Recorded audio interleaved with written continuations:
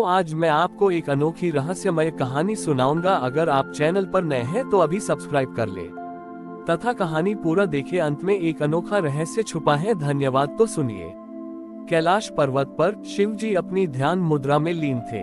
उनके मस्तक पर चंद्रमा की कला शाश्वत शांति का प्रतीक थी। परंतु पृथ्वी पर एक अत्यंत धार्मिक भक्त था जिसका नाम आस्तिक था। आस्तिक शिव जी का बड़ा भक्त था, पर वह हमेशा भविष्य की भयानक चिंताओं से घिरा रहता था। उसे डर था कि आने वाले समय में कहीं बड़ी आपदा न आ जाए, उसके परिवार को कोई कष्ट न हो जाए और कहीं कलयुग के कारण धर्म का नाश न हो जाए। आस्तिक ने अपने पूरे जीवन को भविष्य के लिए तैयारी करने में लगा दिया था। वह अनाज जमा करता था, मंत्रों का कठोरता से जाप करता था और हर समय यही सोचता रहता था कि सबसे बुरा क्या हो सकता है। उसकी यह अत्यधिक चिंता, जो भक्ति के बजाय भय से उत्पन्न थी, एक भारी बादल बनकर कैलाश तक पहुंची। आस्तिक ने शिवजी से प्रार्थना की, हे काल के नियंत्रक, मुझे भविष्य दिखाएं। यदि मैं जान जाऊं कि क्या आने वाला है तो मैं शांति से रह सकूंगा। मुझे इस अनिश्चितता के डर से मुक्त करें। शिवजी ने देखा कि आस्तिक का सारा जीवन वर्तमान में विश्वास करने के बजाय भविष्य में नियंत्रण खोजने में व्यतीत हो रहा है। शिवजी ने एक अनोखी लीला की।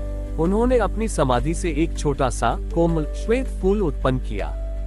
ये फूल न तो कभी सूखता था न मुरझाता था, पर इसकी विशेषता ये थी कि यह केवल एक क्षण के लिए ही दिखता था और फिर तुरंत अदृश्य हो जाता था। शिवजी ने उस फूल को आस्तिक की कुटिया के द्वार पर रख दिया।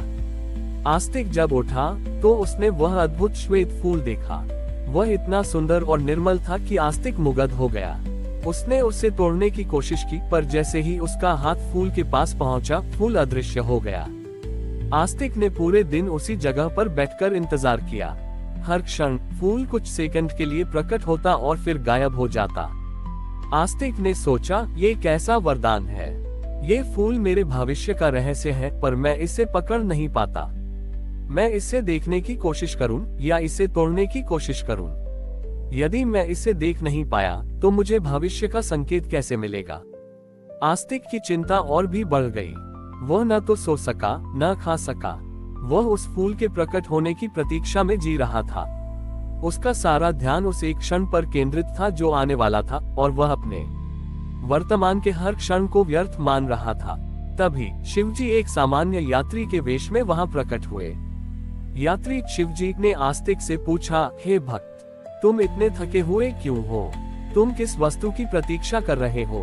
उद्धरण चिन्ह। आस्तिक ने रोते हुए उस जगह की ओर इशारा किया जहां फूल प्रकट होता था। मैंने उस फूल को नहीं पकड़ा तो मेरा भविष्य बर्बाद हो जाएगा।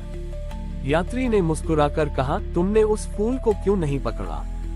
क्योंकि तुम उसे पकड़ने की चिंता में थे, न कि उसे देखने के आनंद में। ये फूल तुम्हारे वर्तमान के हर क्षण का प्रतीक है। ये हर पल तुम्हारे सामने सौंदर्य और शांति के रूप में प्रकट होता है, पर तुम उसे भविष्य के लिए सुरक्षित करने की कोशिश करते हो। तुम उसे उपभोग करना चाहते हो, जबकि तुम्हें उसे जीना चाहिए। मेरा यह वरदान तुम्हें ये सिखाने के लिए था कि भविष्य की चिंता मत करो। भविष्य का क्षण उसी तरह आएगा और जाएगा जैसे ये फूल आता है और जाता है। तुम्हारा काम उसे पकड़ने का नहीं, बल्कि उसे पूरे विश्वास और जागरूकता से जीने का है। तुम्हारी भक्ति शिव में है, पर तुम्हारा विश्वास नियंत्रण में है। तुम मुझे पूछते हो, पर तुम समय पर भरोसा नहीं करते। ये डर तुम्हें वर्तमान में शांति से रहने नहीं देता। आस्तिक को ज्ञान प्राप्त हुआ। उसने समझा कि शिवजी ने उसे भविष्य दिखाकर नहीं, बल्कि वर्तमान को जीने का अवसर देकर मुक्त किया था। उसने उसी क्षण भविष्य की सारी चिंता छोड़ दी। जब उसने आंखें खोली तो उसने उस फूल को केवल देखा, बिना पकड़ने की कोशिश किए। फूल प्रकट हुआ और उस क्षण आस्तिक के मन में गहन शांति छा गई। आस्तिक अब पूरी तरह बदल चुका था। उसने अनाज जमा करना या भविष्य की आपदाओं के लिए मंत्रों का कठोर जाप करना छोड़ दिया था। वह अब हर सुबह उठता और उस श्वेत फूल की तरह अपने दिन को पूरी जागरूकता के साथ जीता। जानता था कि हर पल क्षणिक है और उसे पूरे मन से जीना आवश्यक है। उसकी चिंता समाप्त हो गई और उसके मुख पर शांति का तेज दिखाई देने लगा। आस्तिक के गांव में एक तर्कवादी और अत्यंत संशयवादी विद्वान रहता था, जिसका नाम प्रमाण था। प्रमाण केवल वही मानता था जिसे देखा, मापा या सिद्ध किया जा सके। वह आस्तिक के इस अदृश्य फूल और वर्तमान में जीने के ज्ञान को कोरी मूर्खता मानता था। प्रमाण ने आस्तिक से चुनौती दी, हे आस्तिक, तुम उस अदृश्य फूल पर भरोसा करते हो। यह एक भ्रम है, अंधविश्वास है। यदि तुम्हारा ज्ञान इतना महान है तो तुम ये साबित करो कि विश्वास का कोई तार्किक आधार है। मैं केवल वही मानता हूँ जो निश्चित है, जो मेरे नियंत्रण में है। आस्तिक ने प्रमाण को कोई लंबा उपदेश नहीं दिया। वह प्रमाण को अपने घर के बाहर उसी जगह पर ले गया जहाँ वह फूल प्रकट होता था। आस्तिक ने कहा, विद्वान, ये फूल हर पल प्रकट होता है, पर तभी जब तुम बिना किसी अपेक्षा के शांत मन से देखते हो। तुम भविष्य के नियंत्रण की चिंता छोड़ दो और केवल इस क्षण में विश्वास रखो कि यह प्रकट होगा। प्रमाण ने उपहास किया। उसने अपनी आंखें गड़ाकर उस जगह को देखा, अपनी घड़ी से हर सेकंड मापा और अपने मन में तार्किक गणनाएं की कि यह फूल कब आना चाहिए। वह इंतजार करते हुए अधीर होता गया। फूल हमेशा की तरह एक क्षण के लिए प्रकट हुआ और फिर गायब हो गया। प्रमाण उसे देख नहीं पाया। प्रमाण क्रोधित हो उठा, तुम झूठे हो, ये केवल एक भ्रम है।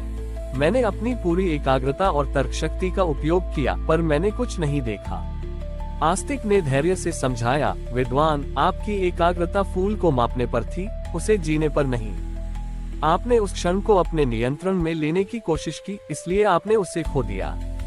ये फूल भविष्य की चिंता या अतीत के बोझ के कारण उत्पन्न हुए शोर में प्रकट नहीं होता। आपने अपनी तर्कशक्ति से अपने मन में इतना शोर पैदा कर लिया कि फूल की शांत उपस्थिति आपकी गणनाओं के नीचे दब गई। आस्तिक ने प्रमाण से शिवजी की बात दोहराए, आपका तर्क आपको केवल उस बिंदु तक ले जाएगा जहां चीजें निश्चित हैं, पर जीवन का वास्तविक सौंदर्य और विश्वास उस स्थान पर शुरू होता है जहां निश्चितता समाप्त हो जाती है। ये फूल अदृश्यता के क्षेत्र में खिलता है, जिसे केवल वर्तमान पर पूर्ण विश्वास से महसूस किया जा सकता है। प्रमाण पहली बार निरुत्तर था। उसने अपनी तर्कशक्ति से हर चीज पर नियंत्रण करना सीखा था, पर इस क्षण भंग छोटे उरा फूल को वह नियंत्रित नहीं कर सका। उसे अचानक एहसास हुआ कि उसकी सारी तर्कशक्ति उसे केवल भविष्य के डर से बचाने का प्रयास मात्र थी। प्रमाण ने अपनी घड़ी, जो उसे निरंतर समय की याद दिला रही थी, एक तरफ रख दी। उसने अपने मन की गणनाओं को शांत किया और पहली बार केवल विश्वास के साथ उस जगह को देखा। उसने अपने भीतर की शांत, अनिश्चित प्रतीक्षा को महसूस किया, और उस पल जब उसने पूरी तरह से नियंत्रण की इच्छा त्याग दी, तो फूल प्रकट हुआ। प्रमाण ने उस फूल को केवल देखा, बिना उसे पकड़ने की कोशिश किए, बिना उसे तौलने की कोशिश किए। उसने पहली बार बिना किसी तार्किक प्रमाण के सौंदर्य और सत्य का अनुभव किया। प्रमाण ने आस्तिक के चरणों में सिर झुकाया। उसने समझा कि तर्क केवल मार्ग दिखाता है, पर विश्वास मंजिल तक ले जाता है। उसने शिवजी के इस ज्ञान को स्वीकार किया कि सबसे बड़ी शक्ति भविष्य को जानने में नहीं, बल्कि वर्तमान के क्षण में पूर्ण विश्वास रखने में है। हमारी और भी आध्यात्मिक एवं अनोखी कहानियां देखने के लिए हमारे चैनल पर जाएं तथा धार्मिक एवं पौराणिक अनोखी कहानियां हमारे चैनल पर है। कृपया जाके देखें तथा हमारे चैनल को सब्सक्राइब करके रखें और वीडियो लाइक जरूर करें। धन्यवाद।